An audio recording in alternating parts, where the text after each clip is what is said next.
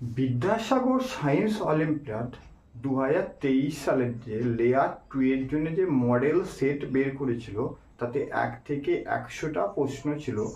আজ আমি এই ভিডিওয়ে 1 থেকে 40 পর্যন্ত যে ভৌত বিজ্ঞানের প্রশ্নপত্র আছে সেই প্রশ্নপত্রের সম্পূর্ণ ভিডিও নিয়ে আলোচনা করব।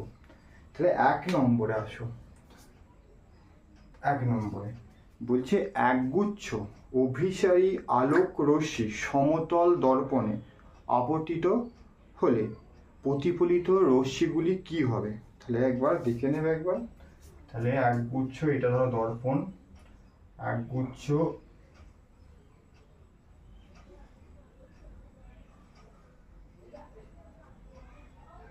তাহলে কি পেলাম আমি? অভিসারী আলোক রশ্মি একগুচ্ছ সমতল দর্পণে আপতিত হলো। এরপরে কি পাবে? সমতল দর্পণে আপতিত হলে প্রতিফলিত, তাহলে এই স্থান থেকে এই বিন্দুতে হলো প্রতিফলিত হয়ে কি হবে? বিভিন্ন দিকে ছড়িয়ে যাবে। তাহলে এইটা হচ্ছে তোমার অভিসারী আর এটা প্রতিফলিত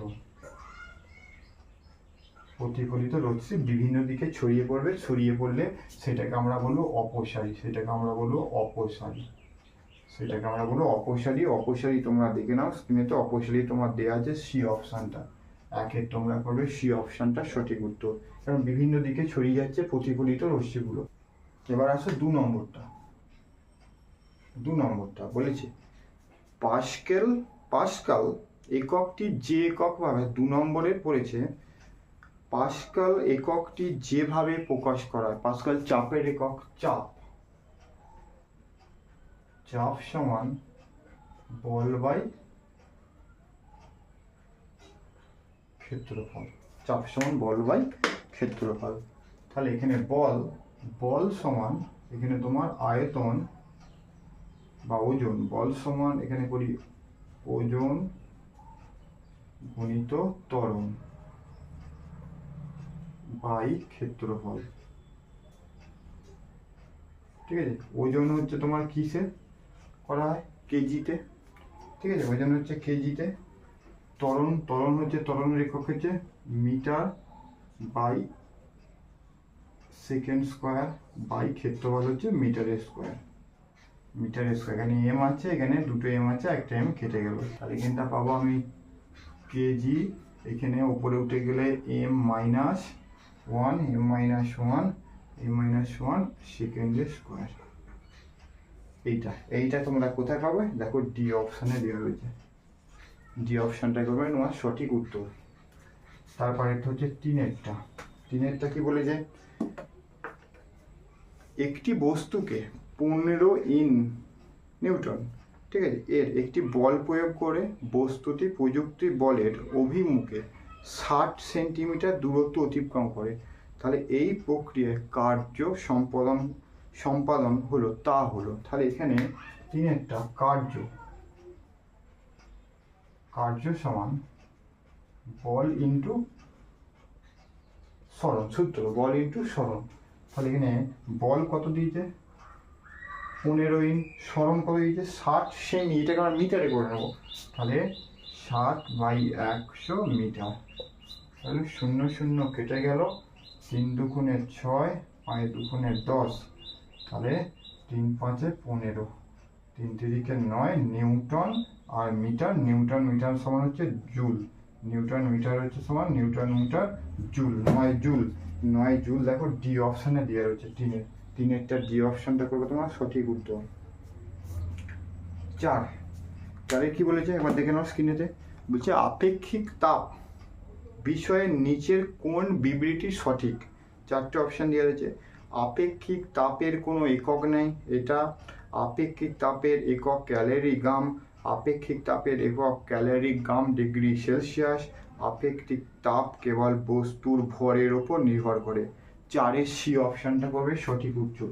4-এর সি অপশানটা করবে আপেক্ষিক তাপের একক ক্যালোরিগ্রাম সেন্টিগ্রেড। 5 কি বলে যে শীতকালে একটি স্টিলের চামচকে একটি কাঠের চামচের চেয়ে বেশি ঠান্ডা মনে হয়। কেন ঠান্ডা মনে হয়? কারণ স্টিলের চামচ কাঠের চামচের চেয়ে তাপের শুভ রেখা। এগুলো সহজ, এগুলো বেশি আর ডিটেলস আলোচনা করলাম না। ঠিক আছে, 5-এর সি করবে তোমরা হচ্ছে সঠিক উত্তর। 6 বলেছে চিরুনি দিয়ে চুল আঁচড়ানোর পর চিরুনিটিকে কিছু কাগজের টুকরোর কাছে নিয়ে গেলে কাগজের টুকরোগুলো চিরুনিটিকে আকর্ষণ করবে। এখানে তোমার বি এর অপশানটা করবে তোমরা সঠিক উত্তর। বি এর অপশানটা কেন বলছে, তড়িৎ আবেশের জন্য প্রতিটি কাগজের টুকরোতে বিপরীত আধানগুলি পরস্পর থেকে দূরে সরে টুকরো টুকরো দুই প্রান্তে চলে যায়। এই বি এর অপশানটা করবে তোমার 6-এর সঠিক উত্তর। তারপরে 7-এর দাগে বলছে একটি ঘরে এ এবং বি দুটি পাত্রে ঘরের উষ্ণতা জল আছে। এ জলকে 5 ডিগ্রি সেন্টিগ্রেড এবং বিকে 5 ডিগ্রি ফারেনহাইটে বৃদ্ধি করা হলো। এই প্রসঙ্গে নিচের কোন বিবৃতি সঠিক? এই প্রসঙ্গে তাহলে আমরা কি জানি, সেন্টিগ্রেড স্কেলে সর্বনিম্ন হচ্ছে 0 থেকে সর্বোচ্চ কত 100 ডিগ্রি সেন্টিগ্রেড, ফারেনহাইট হচ্ছে তোমার 32 সর্বনিম্ন, ফারেনহাইট থেকে 212 ডিগ্রি ফারেনহাইট। তাহলে এখানে এর পার্থক্য হচ্ছে 180 আর এখানে এর পার্থক্য হচ্ছে 100 ডিগ্রি। ঠিক তো? তাহলে এবার উল্টে যদি আমরা লিখি, তাহলে এখানে ফারেনহাইট হচ্ছে, এটা সেন্টিগ্রেড, এটা হচ্ছে ফারেনহাইট, উল্টে আমি লিখলাম। তাহলে 180 ডিগ্রি ফারেনহাইট বৃদ্ধিতে হচ্ছে কত 100 ডিগ্রি সেলসিয়াস, একে কত আর 5 ডিগ্রি ফারেনহাইটে আমি আগে বার করতে হবে দুটো। তাহলে 100/180 5 গুণিত 100/100 ডিগ্রি, সবগুলো ডিগ্রি কিন্তু। হ্যাঁ, তাহলে 0 0 কেটে গেল। হ্যাঁ, তারপর 5 5 5 দুগুণে 10 9, সমান পেলাম কত 5 5 হচ্ছে 25/9, 25/9। এবারে দেখো, তাহলে 5 ডিগ্রি ফারেনহাইটে বৃদ্ধি হয়েছে কত তোমার 25, মানে একে কত বৃদ্ধি বার করলে হয়ে যাবে।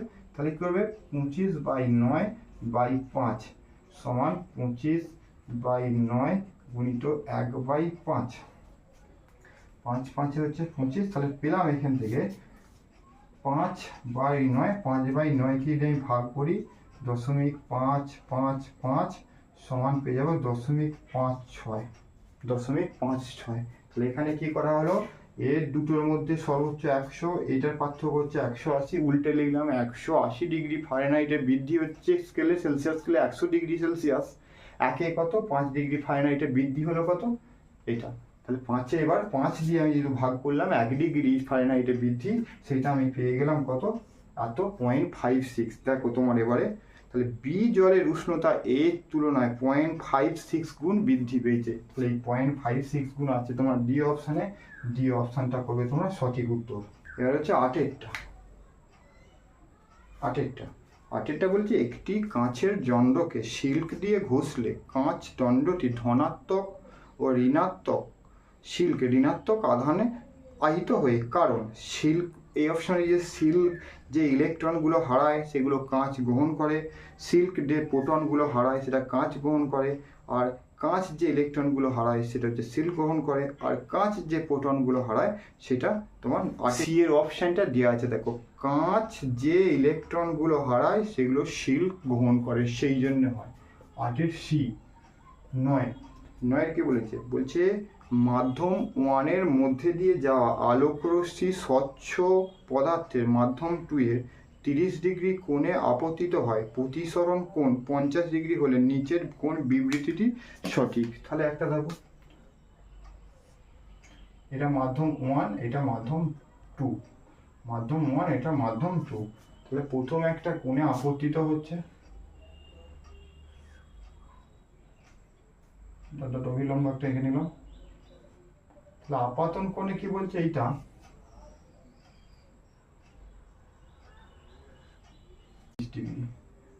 প্রতি আপাতন কোণ আপতিত হলে প্রতিসরণ কোণ কত বলছে 50 ডিগ্রি। ঠিক তো, প্রতিসরণ কোণ বলেছে, মাধ্যমিক বের সঠিক। তাহলে আমরা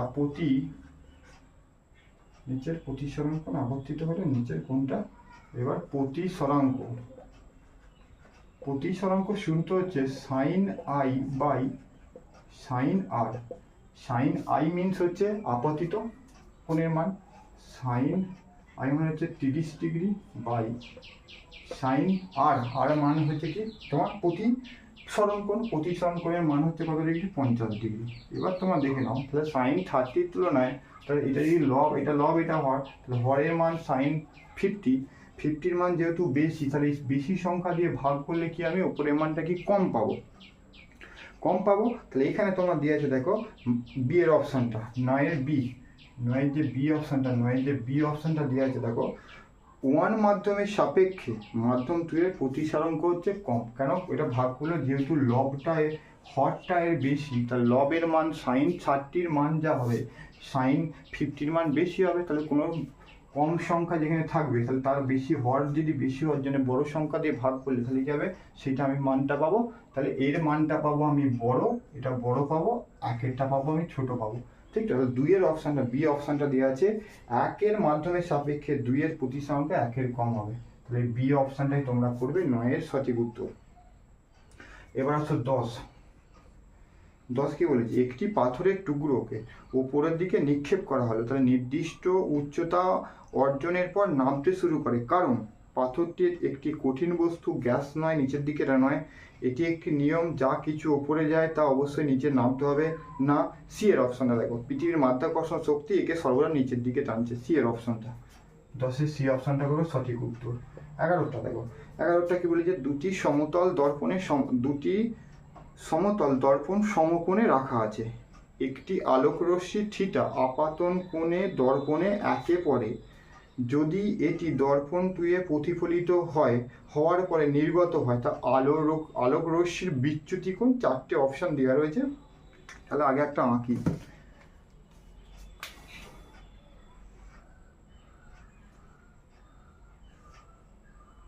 সমকোণে আছে মানে এই কোণটা হচ্ছে তোমার 90°। ঠিক আছে, এইটা ধরো দর্পণ 2 আর এটা হচ্ছে দর্পণ 1। ঠিক আছে, এবার কি বলেছে, প্রথমে দর্পণ 1 এতে আপসিত সেটা কোণ হচ্ছে দর্পণ 1 এ পড়ছে। ঠিক আছে, দর্পণ 1 এ এখান থেকে এসে রশ্মি পড়লো দর্পণ 1 এ পড়ে যে কোণ উৎপন্ন হলো, তাহলে এখান থেকে তুমি দর্পণ 1 এ, তাহলে এখান থেকে একটা অভিলম্ব টানো এইদিকে, দর্পণ 1 থেকে আবার রশ্মিটা এই বরাবর দর্পণ 2 এ গিয়ে পড়ছে। এই রশ্মিটা আবার তোমার উপর দিকে বেরিয়ে যাবে, এখান থেকে একটা অভিলম্ব টানলাম, হলো। এবারে দেখো যেটা বিষয় হচ্ছে, তাহলে বলেছে দর্পণ 1 এ থিটা কোণ উৎপন্ন, দর্পণ 1 এ থিটা, এইটা তোমার কোণ উৎপন্ন করেছে থিটা। এবার বুঝে গেল থিটা, তাহলে এই কোণটা থিটা হলে এই কোণটা কি হবে, থিটা হবে। এই কোণটাও তোমার হবে থিটা। দর্পণ 2 এর কোণ। এবারে তার কি বলেছে, আলোক রশ্মির বিচ্যুতি বার করছে। এবার তোমরা এখানটা দেখবে আলোক রশ্মির বিচ্যুতি কোণ, তাহলে এইটা যদি 90° হয়, এইটা একটা সমকোণী ত্রিভুজ, তাহলে এই কোণটা এইটা আবার একটা সমকোণ, এই কোণটা আবার সমকোণ। এই কোণের মান যদি থিটা হয়, তাহলে এইটা কত হবে, 90° মাইনাস থিটা, 90° মাইনাস থিটা। তাহলে এইটা যদি 90, এটা 90° মাইনাস থিটা, তাহলে এই কোণটার মান হবে কত, থিটা। আবার দেখো এইটার পরিপ্রেক্ষিতে এইটা আবার 90° গোটাটা, তাহলে এই কোণটা যদি থিটা হয়, তাহলে এইটা কত হবে, 90° মাইনাস থিটা। তাহলে এই কোণটা যা হবে এই কোণটা একই হবে, তাহলে এই কোণটা মানে হবে তোমার 90° মাইনাস থিটা, হলো।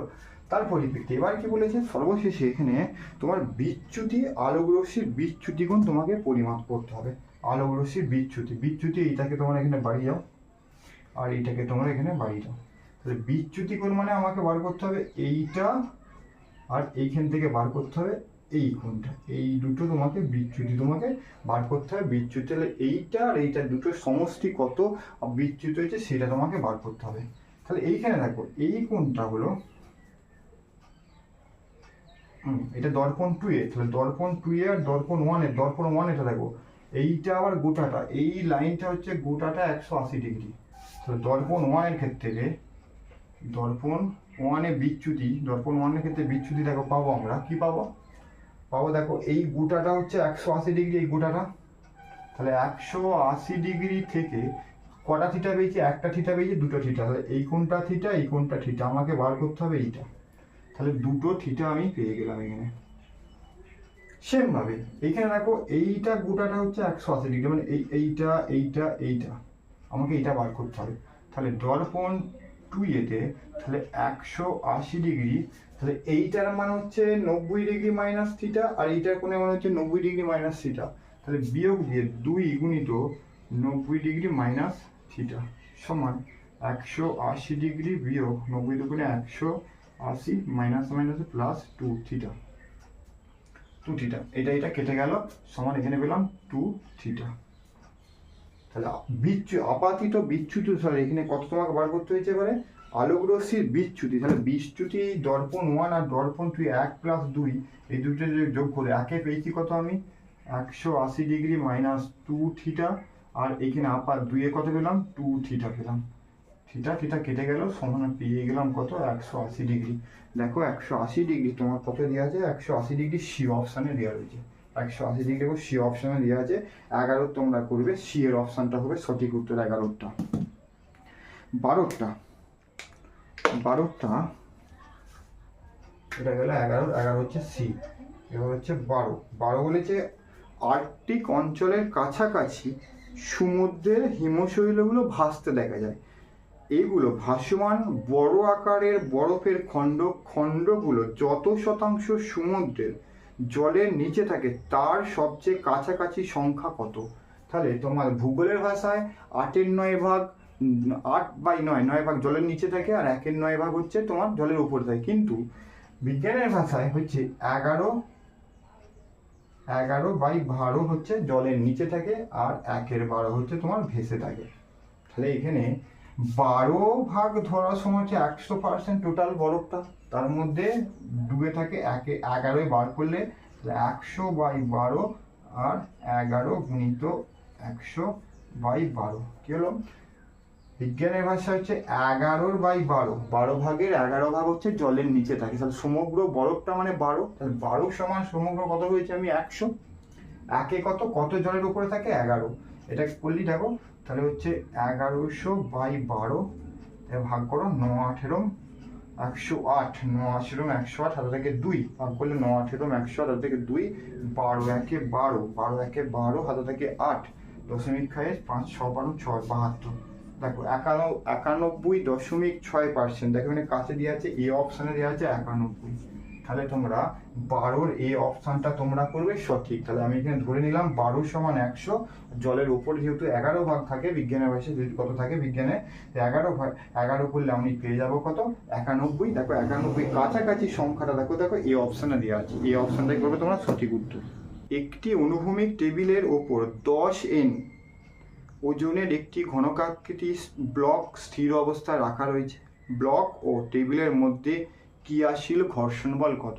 তাহলে ক্রিয়াশীল কোনো বস্তুটাকে টেবিলের উপর রেখে যে বস্তুটায় তললে সে কোনো ঘর্ষণ বল হবেই না, শুধু রাখা রয়েছে, তো এখানে কোনো কাজ হচ্ছে না, তাহলে এখানে তোমাকে টেবিলের মধ্যে ক্রিয়াশীল ঘর্ষণ বল হবে তোমার 0 এখানে, কারণ দেখো টেবিলের উপর 10 ঘনকের বল স্থির অবস্থা রাখা রয়েছে, তার মধ্যে শুধু পুরো টেবিলের উপরে রয়েছে, তাহলে টেবিলের মধ্যে রাখা রয়েছে, ঠিক তো, এখানে কোনো শুধু গতিশীল না হওয়ার জন্য তার ঘর্ষণ বল হবে 0, স্থির অবস্থায় দেখো 0 দেখো দেওয়া আছে N, বি অপশানটা দেওয়া রয়েছে, বি অপশানে দেখো 0N নিউটন, 0 নিউটন, স্থির অবস্থায় কোনো গতিশীল মানে স্থির বস্তুর কোনো ঘর্ষণ বল উৎপন্ন হয় না, সেটা 0 করবে তোমরা সঠিক উত্তর। 14 দেখো দেওয়া আছে, বলছে একটি গাড়ি 10 মিটার পার সেকেন্ড, মানে সেকেন্ডে 10 মিটার যায়, বেগে 10 মিনিট, অপরদিকে আবার এবং 15 মিনিট পার সেকেন্ড হচ্ছে 20 মিনিট চললে গাড়িটির গড় গতিবেগ, তাহলে এখানে গড় গতিবেগ মোট দূরত্ববাহী সময়, তাহলে গতিবেগ সমান এখানে দেখো, তাহলে আমি সহজভাবে যদি নিজের মতো করে ফেলবে তোমরা এখানে, তাহলে আমরা একবার যদি করেছিল এখানে দেখো, তাহলে মিটার পার সেকেন্ড, 1 সেকেন্ডে যাচ্ছে কত, প্রথমে যাচ্ছে 1 সেকেন্ডে যাচ্ছে 10 মিটার, 1 সেকেন্ডে 10, আর 10 মিনিট সমান হচ্ছে 600 সেকেন্ডে যাবে 10 × 600, 6000 মিটার। আবার দিকে আবার নিচে দ্বিতীয়টা 1 সেকেন্ডে যাচ্ছে তোমার 15 মিটার, 20 মিনিট সমান মানে 20 ইন্টু 12, 1200 সেকেন্ডে যাবে 15 ইন্টু 12 সমান হচ্ছে, এটা গুণ করলে পাবো 18,000। এবার গড় বলেছে, তাহলে এখানে পেলাম 6,000, এখানে 18, দুটোকে গড় করলে কত হবে, 6,000 সেকেন্ড যুক্ত 18,000 বাই কত সেকেন্ড মোট 1200, আর এখানে 6, তাহলে 600 যুক্ত 1200 মোট সেকেন্ড দিয়ে ভাগ করলি এটা পেয়ে যাচ্ছে আমি 2400, 24,000, আর এখানে হচ্ছে 1800, একটা দুটো এটা ভাগ করো 4 দিয়ে ভাগ করো, 6 দিয়ে ভাগ করো, 3 6 18, 40 বাই 3 হয়ে 13.3 metre per second, 13.3 metre per second হয়েছে, মিটার পার সেকেন্ড 13.3 তোমার দেওয়া আছে এই অপশানে, 14 হচ্ছে এই অপশানটা সঠিক উত্তর। দুটোকে কি করা হলো, মোট করলাম, মোট সময়কে দিয়ে ভাগ করলে দুটোর থেকে তোমার অটোমেটিক বেরিয়ে গেল উত্তর। 15, একটি স্থানের বায়ুর চাপ 17 সেমি পারস্তম্ভের চাপের সমান, ওই স্থানটার জন্য নিচের কোন ছবিটি সঠিক। দেখো প্রথমে দেখো 76 সেমি পারস্তম্ভে, দেখো একটুখানি এ অপশানে ওপরটা ফাঁকা রয়েছে, নিচেটা দেখো 76 সেমি পারস্তম্ভটা পুরোপুরি পূরণ, বি অপশানটাই তোমার হচ্ছে সঠিক উত্তর। দেখো তারপরে তৃতীয়টা দেখো 76 সেমি পারস্তম্ভ মানে নিচে কম আর ওপর দিকে পারদ বাইরে বেরিয়ে যাচ্ছে, তাহলে এখানে তোমার 76 সেমি পারস্তম্ভের সঠিক উত্তর তোমরা করবে 15 বি করবে। 16টা বলেছে তিনটি নলাকার পাত্র 1 2 3 ছবিতে দেখো বিভিন্ন আকারে, তাদের সবকটিতে একটি স্তর পর্যন্ত একই তরল আছে, ঠিক আছে, এবং F1 F2 F3 তিনটি পাত্রের ভূমির ওপর তরল দ্বারা প্রযুক্ত বল। তাহলে তিনটে আকার স্ট্রাকচার স্ক্রিনে দেখো, তিনটে, তাহলে দিয়েছে তরল দ্বারা পাত্রে প্রযুক্ত বল F1 F2 আর F3, প্রযুক্ত বল যার ক্ষেত্রবল বেশি হবে তার বল বেশি হবে। এখানে বি দেখো F2 এর, তাহলে F2 এর বল বেশি, তারপরে আয়তনের ক্ষেত্রফলে যার বেশি, তারপরে হচ্ছে F1, তারপরে দেওয়া আছে তোমার F3, তাহলে বল অনুসারে আমি সাজিয়ে নিলাম প্রযুক্ত বল। তারপরে কি হচ্ছে P1 P2 এবং P3 যথাক্রমে তিনটি পাত্রের ভূমির ওপর তরল দ্বারা প্রযুক্ত চাপ মানে প্রেসার, নিচের সম্পর্কগুলির মধ্যে কোনটি সঠিকভাবে তিনটে পাত্রের বলগুলো ও চাপগুলোর তুলনা করে। ছবিতে জলতলের উচ্চতা পাত্রের তলদেশে ব্যাসের তুলনা করার সুবিধার ডট দেওয়া রেখাগুলো তোমরা সাহায্য নিতে পারো। তিনটে ছবির মধ্যে দেখো এখানে তিনটে ছবি, প্রেসার P সমান কি H D G, P মানে হচ্ছে প্রেসার, ঠিক আছে, H মিনস হচ্ছে হাইট, D মানে হচ্ছে ডেনসিটি, G হচ্ছে গ্র্যাভিটেশনাল ফোর্স, গ্র্যাভিটি। ডেনসিটিটা তিনটেরই সমান, শুধু দেখো এখানে হাইটের পার্থক্য দেখো, 1 নম্বর আর 3 নম্বরের হাইট দুটো ইকুয়াল হওয়ার জন্য তাহলে P1 সমান P2 হবে, হাইট দুটোই তো এক, হাইট দুটোই থেকে আমি যদি 1 2 3 করি তাহলে এইখানে হাইটটা P1 এর ক্ষেত্রেও, তাহলে P1 এর ক্ষেত্রেও হাইট 3 হবে আর P2 এর ক্ষেত্রেও হাইট 3 হবে, তাহলে P1 সমান P2 হয়ে গেল। তারপরে কার তুলনায় কম হবে, দেখো P মানে P2 মানে P2 এর তুলনায় কম হবে, এটা P3,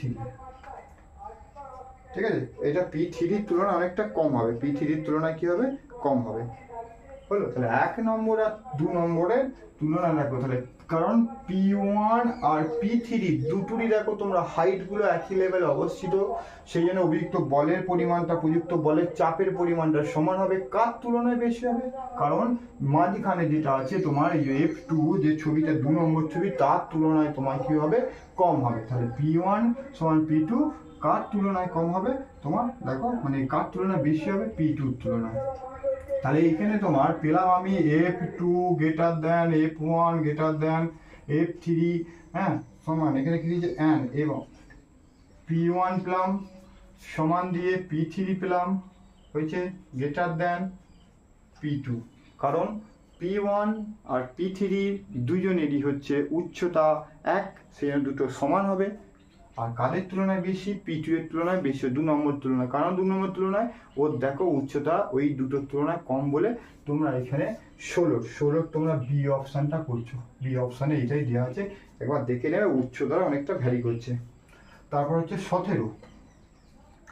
17টা এখানে বলেছে একটি ব্লক এ, 3টে ব্লকে দেখো ছবি দেওয়া আছে, সব ব্লকগুলো এ 3টি আলাদা তরলে ডেনসিটি 1 D1, ডেনসিটি 2 D2 আর ডেনসিটি 3 ঘনত্ব।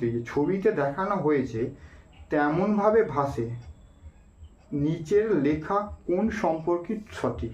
তাহলে এখানে দুটো বিষয় দিয়েছে, একটা হচ্ছে ঘনত্ব আর একটা দিয়েছে প্লবতা। এই যার প্লবতা যত বেশি সে বস্তুকে তত তুলে দিচ্ছে। দেখো এখানে D1 এর ঘনত্ব সব থেকে এখানে বেশি, তার প্লবতা বেশি হওয়ার জন্য। তারপরে দেখো এটা একটু আংশিকের মানে কি 75% ডুবে গেছে। 3 নম্বর D3 দেখো সম্পূর্ণ ডুবে গেছে। তাহলে D1 এর প্লবতা বা ঘনত্ব সবচেয়ে বেশি, তারপর হচ্ছে D2, তারপর হচ্ছে D3। যদি ক্রমিক পর্যায়ে সাজাই, ক্রমিক পর্যায়ে, কারণ তাহলে এখানে দেখো D1 D2 D3, D1 D2 D3 দেখো 17 এ অপশানে দেওয়া রয়েছে। এই অপশানটাই করতে হবে বেশি। তাহলে এখানে দুটো জিনিস জানা গেল, এখানে ঘনত্ব আর প্লবতা। যার প্লবতা যত বেশি সে বস্তুকে তত উপর দিকে তাগিয়ে তুলে দেয়। তাহলে এখানে ঘনত্ব, তাহলে এখানে তোমরা পেলাম আমরা 17 এই অপশানটা পেলাম সঠিক উত্তর। 18 কি বলছে? কোনো কিছুকে ঠান্ডা করার জন্য 0 ডিগ্রি সেলসিয়াস উষ্ণতা জলের চাইতে 0 ডিগ্রি সেলসিয়াস উষ্ণতায় সমপরিমাণ বরফ বেশি কার্যকরী কেন? 0 ডিগ্রি তাপমাত্রায় 1 গ্রাম বরফ 0 ডিগ্রি সেলসিয়াস তাপমাত্রায় 1 গ্রাম জলে পরিণত করতে 80 ক্যালোরি তাপ লাগে, সেই জন্য। এটা সহজ প্রশ্ন, এটা তোমরা পারবে। 18C। তারপরে একটি গর্তকে 19 একটি গর্ত সহ একটি ধাতব প্লেটকে উত্তপ্ত করা হলে গর্তের ক্ষেত্রফল তাপের জন্য গর্তের আয়তনটা কিভাবে প্রসারিত হবে বা বৃদ্ধি পাবে। এটা 19 এ অপশানে দেওয়া রয়েছে। সমস্ত গর্তটা কিভাবে বৃদ্ধি পাবে দেওয়া রয়েছে। 20টা একটি বস্তুর বেগ সময় লেখচিত্রের নিচে দেওয়া হয়েছে। লেখচিত্রের যে অংশ সর্বাধিক ত্বরণ হয়েছে। তাহলে ভালো করে ছবিটা ডায়াগ্রামে দেখো, নিচে দেওয়া আছে সময় আর উপরে উলম্ব দেওয়া আছে ভেলোসিটি মানে গতিবেগ। ফার্স্ট দেখো এ থেকে বি, দেখো এ থেকে বি 0 থেকে 4 যদি সেকেন্ডই ধরি, তার কটা ঘর গেছে? 1টা 2টো 3টে 4টে। তাহলে এ গেছে, তাহলে 4 সেকেন্ডে 4টে ঘর উপরে ভেলোসিটি গেছে। বি এরটা দেখো, বি থেকে সি দেখো ওরও লাগছে 4 সেকেন্ড লাগছে, বুঝছে? ও আবার মানে 15টে গেছে, মানে বেশি দৈর্ঘ্যতে গেছে তোমার। তারপরে মানে ওর ত্বরণটা হবে কম হবে। তারপরে সি থেকে ডিও সেই 4, আর তার ভেলোসিটির পরিমাণও দেখো তোমার ওইখান থেকে 4ও হচ্ছে। ভেলোসিটি তোমার একই গতিবেগে তোমার গেছে, একই গতিবেগে তোমার লক্ষ্য করা গেছে। তাহলে এইখান থেকে এ থেকে বি এর ত্বরণ সব থেকে বেশি, তারপরে বেশির তুলনায় সিডির ত্বরণটা এখানে হবে বেশি হবে। তাহলে এ বি এবং সিডি, তাহলে সর্বাধিক ত্বরণ যেখানে ঘটে যাচ্ছে 20। বি অপশনটা করবে না তোমার সঠিক উত্তর, যেখানে এ বি দেখো অনেকটা গেছে, আবার একই সমান্তরালে অনেক দূর পথ কভার করেছে। কার তুলনায় সময় বেশি লাগিয়েছে? কে সময় বেশি লাগিয়েছে? বিসিটা। বিসি হচ্ছে সময় সিডির তুলনায় অনেক বেশি সময় লাগিয়েছে, সেই জন্য এ বি আর সিডি ওই দুটো ত্বরণ হবে সব থেকে বেশি, তাই জন্যে তোমার বি অপশনটা করবে সঠিক উত্তর। তারপরে 21এরটা কি বলছে? লোহা 5টা প্রথম স্তম্ভ এবং দ্বিতীয় স্তম্ভ দিয়েছে। প্রথম স্তম্ভের সাথে বলছে লোহা ও লঘু সালফিউরিক অ্যাসিড মিশ্রিত করার ফলে রাসায়নিক পরিবর্তন ঘটে, যে লবণ উৎপন্ন হয় সেই লবণটাতে করবে তোমরা আয়রন সালফেট। হ্যাঁ, এটা তোমার গেল তোমার 20, এটা হচ্ছে 21। তোমরা 1 পেলাম আমি সি, 1 সি। তারপরে ভৌত পরিবর্তনে জল তরল থেকে কঠিন রূপান্তর হলে যে পরিবর্তন ঘটে সেই পরিবর্তনকে বলা, পরিবর্তন হলে যে পদার্থটি গঠিত হয় সেটা হচ্ছে বরফ। 2 হবে ডি, বরফ গঠিত হবে। 3 রাসায়নিক পরিবর্তনে বায়ুমণ্ডলে উন্মুক্ত করে রাখা একটি পালিশ করা লোহার পেরেকে যে যৌগটি গঠিত হবে সেটা হবে আয়রন অক্সাইড। 3 হচ্ছে এ। 4 রাসায়নিক পরিবর্তনের জন্য যে ধরনের শক্তি প্রয়োজন সেটা হচ্ছে তাপ শক্তি। 4 হচ্ছে বি। আর জীবের মধ্যে শ্বসনের সময় রাসায়নিক পরিবর্তনের যে বায়বীয় যৌগটি গঠিত হয়, তাহলে একটাই পড়ে রইলো 5 ই। তাহলে এটা দেখে নাও, 5 1 সি, দুটো দিয়ে প্রথমেরটাও দেওয়া আছে, 2 ডি, দ্বিতীয়টাও প্রথমেরটাও দেওয়া রয়েছে, 3 এ, তাহলে 1 ই। তাহলে এইটা দেখো এ অপশানে দেওয়া রয়েছে, 21 এ অপশানটা করবে তোমার সঠিক উত্তর। 22 2a + b a2b এই বিক্রিয়ায় দুটি পদার্থ এ এবং বি বিক্রিয়া করে এ টু বি একটি তৃতীয় পদার্থ উৎপন্ন হলো। এই বিক্রিয়ায় সম্পর্কিত নিম্নলিখিত বিবৃতিগুলির মধ্যে কোনটি বা কোনগুলি তোমার ভুল?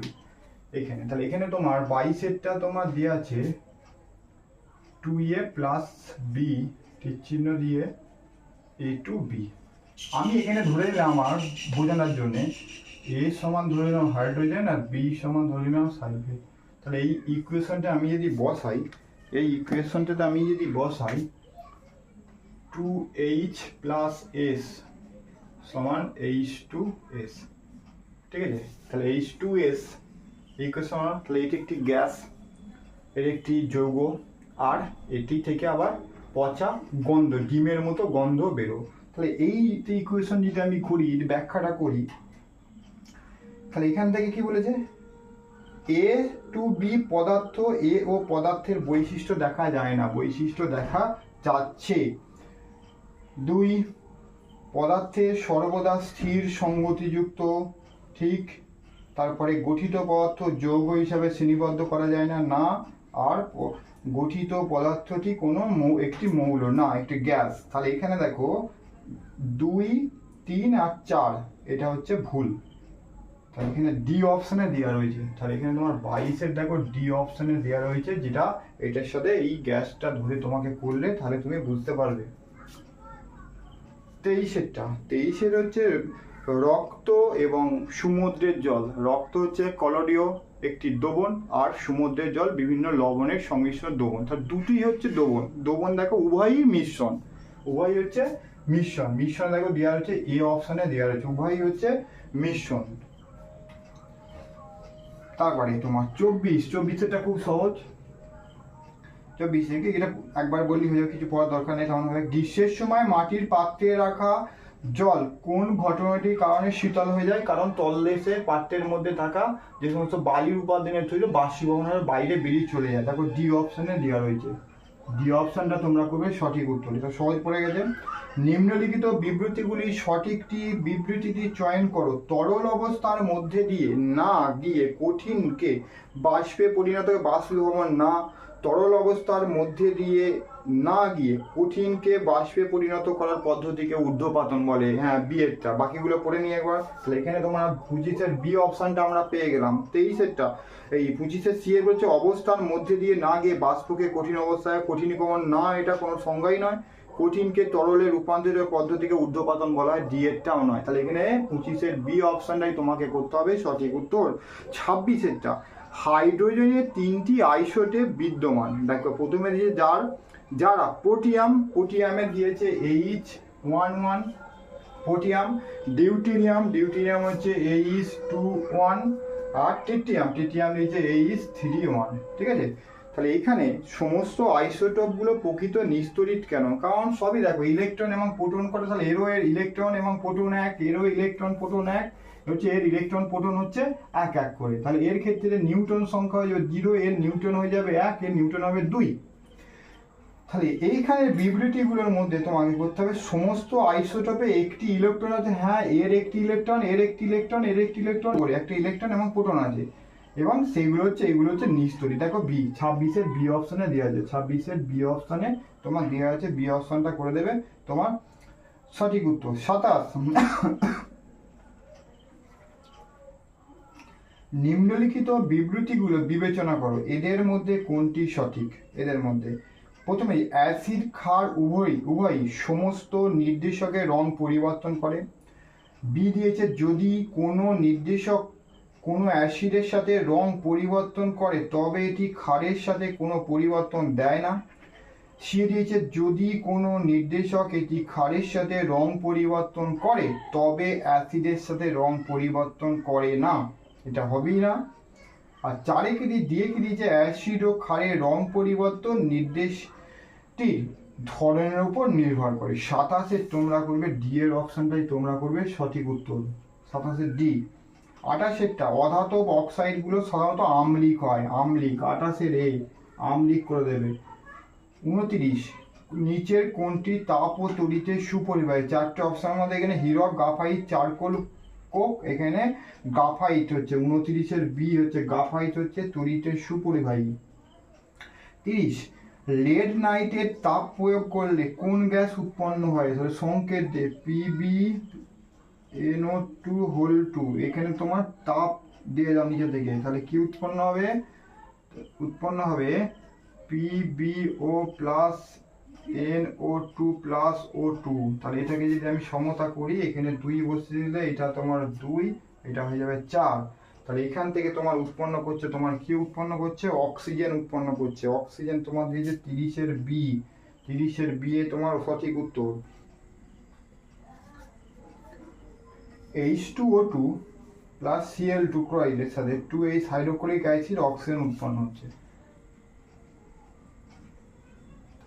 প্লাস ক্লোরাইড সমান দিয়ে এই চিহ্ন 2HCl প্লাস এটা উৎপন্ন হচ্ছে। এখান থেকে তোমার কি বলছে বিজারক দ্রব্য কোনটা? বিজারক দ্রব্য দেখো এইটা থেকে এইটা চলে গেল, তাহলে এখানে বিজারক দ্রব্য কোনটা?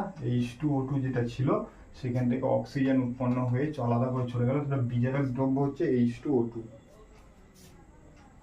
বি। 32 একটি ধাতু উত্তপ্ত জলীয় বাষ্পের সঙ্গে বিক্রিয়া হাইড্রোজেন গ্যাস উৎপন্ন হয় এবং ধাতব অক্সাইড ধাতু উৎপন্ন হয়। ধাতুটি হলো, তাহলে দেখো ধাতুটি হচ্ছে Fe প্লাস H2O দিয়ে Fe3O4 প্লাস 2H4, তাহলে এখানে তোমার 4, এটা হচ্ছে তোমার 3, 4 3 কি পেলাম আমি? লোহা পেলাম। কি উৎপন্ন হয়েছে? হাইড্রোজেন, ঠিক আছে, হাইড্রোজেন গ্যাস এবং ধাতব একটা অক্সাইড ফেরাস যে অক্সাইড আছে সেটা উৎপন্ন হয়েছে। তাহলে এখানে তোমার ফেরাস এফিটা সংকেত লিখে দিলাম, এফি বি উত্তর হবে তোমার সঠিক উত্তর। লোহার কোনো বস্তুতে টিনের প্রলেপ দেওয়ার জন্য ব্যবহৃত তড়িৎ বিশ্লেষিত হলো। এখানে তড়িৎ বিশ্লেষিত, লোহার কোনো বস্তু টিনের প্রলেপ দিতে গেলে টিনেরই কোনো উপাদান তোমাকে দিতে হবে। এখানে দেখো তো ট্যানাস ক্লোরাইড দিয়ে আছে, দেখো বি অপশানে দেওয়া রয়েছে, বি অপশানে SnCl2, বাকি হচ্ছে লোহা বুঝছে। আর বি এর অপশানটা হচ্ছে ট্যানাস ক্লোরাইড, ট্যানাস ক্লোরাইড হচ্ছে টিনেরই বলে, সেই জন্য হচ্ছে বি অপশানে তোমরা করবে সঠিক উত্তর। 34 হচ্ছে Zn3PO4 উপস্থিত ক্যাটায়ন এবং তাহলে ক্যাটায়ন এবং অ্যানায়নের সংখ্যা যথাক্রমে Zn3 3 আর PO4 হচ্ছে 2, 3 আর 2, ক্যাটায়ন আর অ্যানায়ন, ক্যাটায়ন হচ্ছে তোমার 3, অ্যানায়ন হচ্ছে 2, 3,2, দেখো বি অপশানে দেওয়া রয়েছে। বি অপশানটা তোমার প্রথমে Zn এর 3 আর PO4 প্যাকেটের শেষে দেওয়া আছে 2, সেই জন্য হচ্ছে Zn এর 3 আর PO4 এর 2, তাহলে 3,2 যেটা তোমার 34 বি অপশানে দেওয়া রয়েছে। 35 নিম্নলিখিত কোনটি জারণ বিজারণ প্রক্রিয়া? প্রথমে যে বজ্রপাতের সময় বায়ুমণ্ডলে O2 থেকে O3 NaOH এর সাথে H2SO4 এর বিক্রিয়া, লোহার মরিচা পড়া জলের বাষ্পীভবন। এখানে জারণ বিজারণ প্রক্রিয়া তোমরা বইতে পড়েছো, দেখবে তোমার লোহার মরিচা পড়া একটা জারণ বিজারণের একটা উদাহরণ। নিচের কোনটি বা কোনগুলি জিঙ্ক এবং অ্যাসিড ব্যবহার করে হাইড্রোজেন গ্যাসের পরীক্ষাগারে প্রস্তুতি ব্যবহার করা উচিত নয়? H2SO4, HNO3, HCl আর অ্যাসিটিক অ্যাসিড। তাহলে প্রথমটা বাদে বাকি সবগুলি 2, 3 আর 4 উচিত নয়, প্রথমটা বাদ দিয়ে। তাহলে দেখো ডি অপশনে তোমার দেওয়া আছে 36 তোমরা করবে ডি। 37 দিয়েছে প্লাটিনাম তড়িৎদ্বারে ব্যবহারে লঘু সালফিউরিক অ্যাসিডের তড়িৎ বিশ্লেষণ করা হলে অ্যানোডে এবং ক্যাথোডে কি উৎপন্ন হবে? তাহলে সংকেত কি H2SO4, এটা হবে 2H প্লাস SO4 2H। তাহলে এখান থেকে আমি পাবো হাইড্রোজেন পাবো প্লাস, আর এখান থেকে পাবো অক্সিজেন পাবো, O2 পাবো। তাহলে এখান থেকে হাইড্রোজেন আর অক্সিজেন তোমার 37 দেখো বি অপশানে দেওয়া রয়েছে 37 বি। তারপরে নিচের কোনটি দ্রবীভূত নীল বর্ণের দ্রবণ পদার্থ? 4টে অপশনের মধ্যে কপার নাইট্রেট দেওয়া আছে সি অপশানে CuNO3 কোন বৈশিষ্ট্যটি ধাতুকে চিহ্নিতকরণ করে? গলনাঙ্ক পায় 180 ডিগ্রি সেলসিয়াস, নরম তড়িতে তড়িৎ পরিবাহী কঠিন, গলনাঙ্ক 388 ডিগ্রি সেলসিয়াস CCl4 এর দাব্য, আর গলনাঙ্ক 801 ডিগ্রি সেলসিয়াস জলে দাব্য দ্রবীভূত হয়ে তড়িৎ পরিবহন করে, আর গলনাঙ্ক প্রায় 1400 ডিগ্রি সেলসিয়াস জলে অদাব্য ঘরের উষ্ণতায় সামান্য তড়িৎ পরিবাহিত হয়। এখানে তোমরা করবে 39-এর এই অপশনটা করবে তোমরা সঠিক উত্তর। 40 পিতল বাতাসের কোন গ্যাসের জন্য বিবর্ণ হয়ে যায়? তাহলে পিতল হচ্ছে তোমার কপার প্লাস জিঙ্ক, জিঙ্কের মিশ্রণ, ঠিক তো, কপারে। তাহলে এখানে তোমার কোন গ্যাসটার জন্য? তাহলে Cu plus SO4 plus H2O, ঠিক আছে। যদি মিশ্রণ আমি তোমার করি সেখান থেকে পাবো CuSO4 প্লাস H2S উৎপন্ন হবে, H2S তোমার hydrogen sulphide, H2S hydrogen sulphide তোমার পেয়ে গেলাম। এখানে থেকে ইকুয়েশনে 40 তোমরা করবে এই অপশানটা হবে তোমার সঠিক উত্তর।